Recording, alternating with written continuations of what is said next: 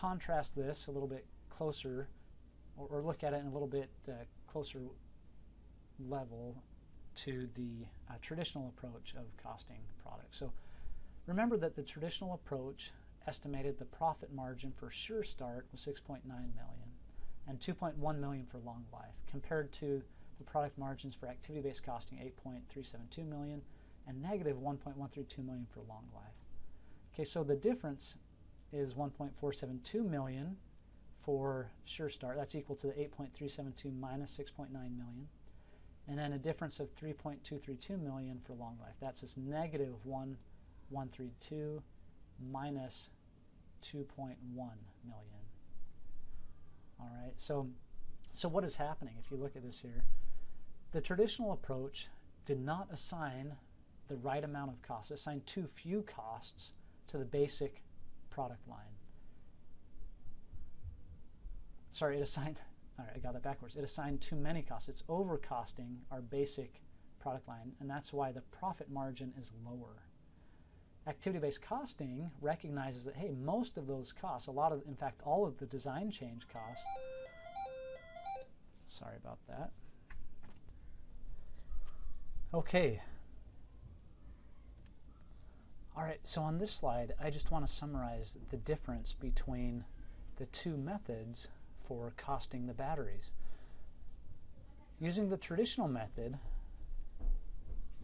the Sure Start batteries are overcosted and the product margin is less than what it would be under the activity-based costing method. And that is because the activity-based costing method does not assign any of the design change costs. Those are all consumed by the long life battery. So the result is that because the traditional system overcosts the Sure Start battery, the product margin is lower because the costs are higher. And notice that, well, if we kind of go back a little bit, the reason why the traditional method overcosts the products is because it's in proportion only to the machine hours consumed. And I guess let me just go back one more. The Sure Start battery consumes more machine hours than the long life battery. However, we know that all of the design costs are consumed by the long life battery, and also most of the costs associated with customer orders are consumed by the long life battery. So the traditional method does not take that into consideration. All right, and so what happens is that the traditional method undercost the more complex, undercost the complex but low volume product relative to activity-based costing.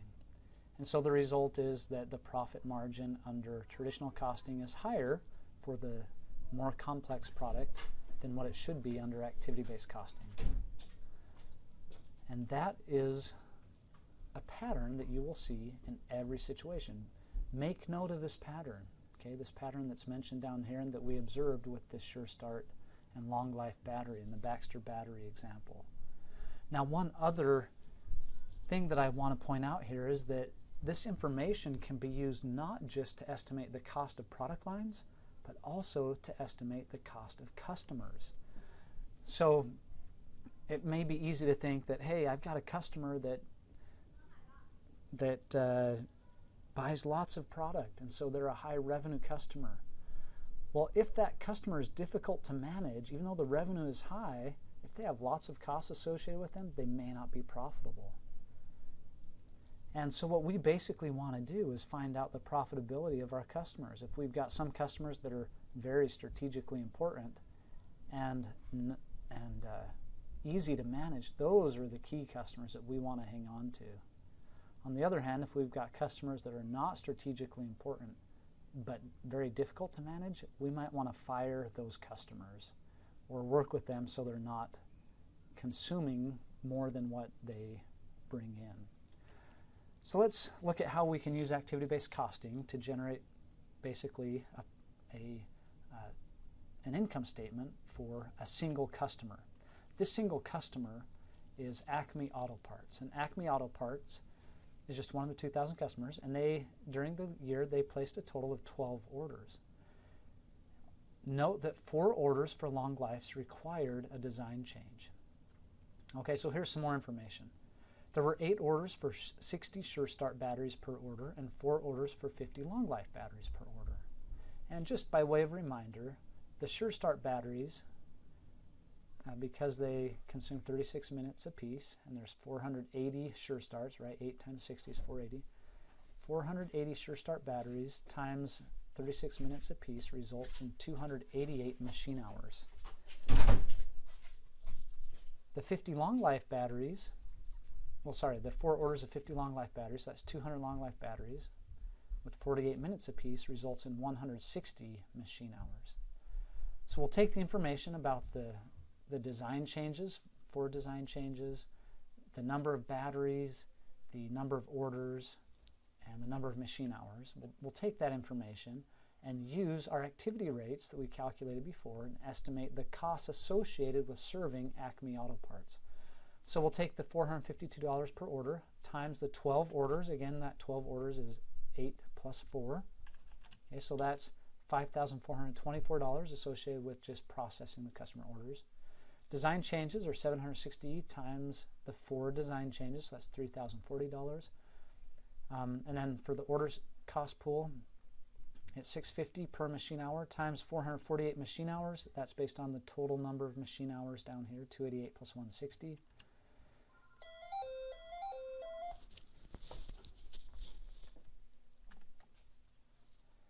And then the customer relations costs are $1,540 per customer, and this is just one customer, so that's $1,540. So add all that up, and that's $12,916.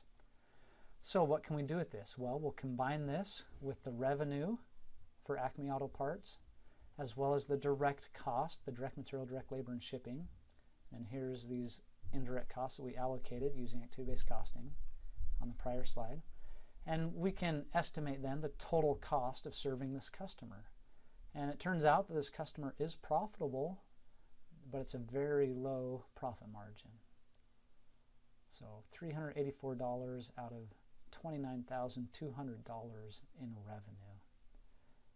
So only about 1% profit margin. So what we might want to do is think about, hey, how can we make this customer more profitable? Well, we could maybe help them cut down on the number of orders or design changes. Okay, sorry, got interrupted. My kids are loving the snow outside.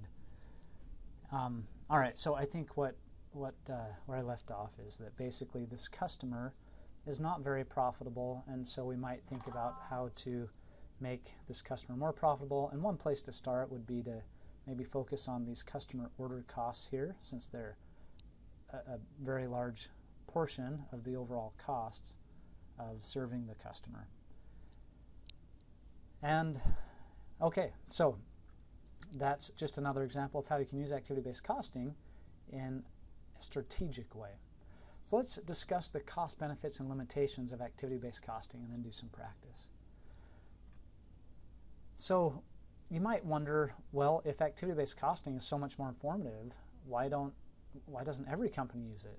Right now, it's not widely used, is my understanding on what I've read, and so you might wonder why, if it provides so much more information. Well, it's costly to incorporate. You have to keep track of lots of different things. And so if we think about maybe how costing systems develop, that might give us some idea of what type of companies would benefit the most from using activity-based costing. So historically, traditional cost systems were created when manufacturing processes were labor intensive. So if you look at this picture here from the Ford Motor Company about 100 years ago, there's lots of people in this picture, right?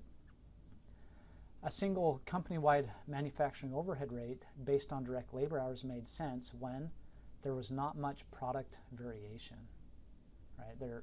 The old saying goes, Henry Ford said, you could have any color car you want as long as it's black. And there's just one type of car, the Model T. All right, so there's not much product variation or product diversity. 2, manufacturing overhead varied in proportion to the units produced. So it was all unit level costs. 3, manufacturing overhead was a small portion of the total product cost. And then 4, there's not much competition. So companies couldn't compete with other companies from all over the world. Now fast forward to our day and age, 100 years, and all these things are the opposite. All right, so now many current organizations produce a variety of products. So as you know, Ford makes all sorts of different, not only cars, but SUVs and trucks and compact cars and hybrid cars. All right, so there's all types of different vehicles that they produce, some of which may be easier to make than others. Organizations today require many non-unit level activities, which reduces the correlation between manufacturing overhead and production volume. So you can't rely on just an activity rate that is unit-based. Number 3, many current organizations are much more automated, leading to manufacturing overhead accounting for a larger portion of the total product cost. Right? We've got the machines that you have to purchase and then depreciate over time. Those are not unit-level activities. And then finally, many current organizations compete with companies from all over the world. So you have to compete with Toyota, Chevrolet, GM, General Motors, Honda, go on and on. They need to make sure that their prices are competitive, but not so low that they're losing money. All right, so if you have an organization that, well, most organizations start out probably as Ford started out and then progress and become more complex. And if in your organization you're still just making one type of product, there's not as much competition, there's not a lot of overhead, then you probably don't need to use activity-based costing.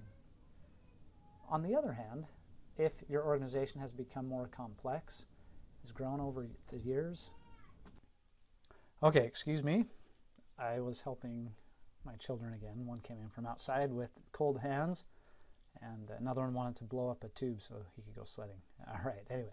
So many current organizations, so that's right. Where I was is I was saying, how do you know if your company would benefit from an activity-based costing system? Well, if they've progressed to the point where they've got multiple products and lots of non-unit level activities and are becoming more competitive, want to make sure their price is not lower than the cost, and again, a variety of products, then you might be in a situation where activity-based costing would be useful. Do you have to go all out and use 5 or 10 or 15 different cost pools? Not necessarily. It's up to professional judgment to determine the extent to which you want to use activity-based costing, but anyway, these would be indicators that activity-based costing would be useful. So here they are with all the words filled in. All right, one more thing to point out before you work on some problems. Most companies do not use activity-based costing for external reporting because, and then there's 4 reasons. External reports are less detailed than internal reports. You don't want to give away the secret sauce necessarily. You don't want to show your competitors how efficiently you're making your product, or maybe your Achilles heel. You don't want to let them know that, hey, you're spending a lot on this one type of material or this one process, and if they can get that, I don't know. But anyway, external reports don't need all that information. Number 2, it may be difficult to make changes to the company's accounting system. Activity-based costing is pretty complex, so it might be difficult to implement. 3rd, ABC does not conform to GAAP. Again, there are 2 reasons why. If you go back to the first video here towards the beginning of this presentation, I talked about how activity-based costing allocates some selling and administrative cost to the product, which is not consistent with generally accepted accounting principles, and at the same time it fails to allocate some product cost to the product, which also is inconsistent with generally accepted accounting principles. So if you eliminate those 2 things, then you could use ABC for external reporting, but a limited version of it. Number 4, auditors may be suspect of the subjective allocation process based on interviews with employees. So that's the first stage allocation right there. So anyway, that might be of interest to you as managers. All right, so at this point we've talked about these topics for activity-based costing. Now it's time to do some practice.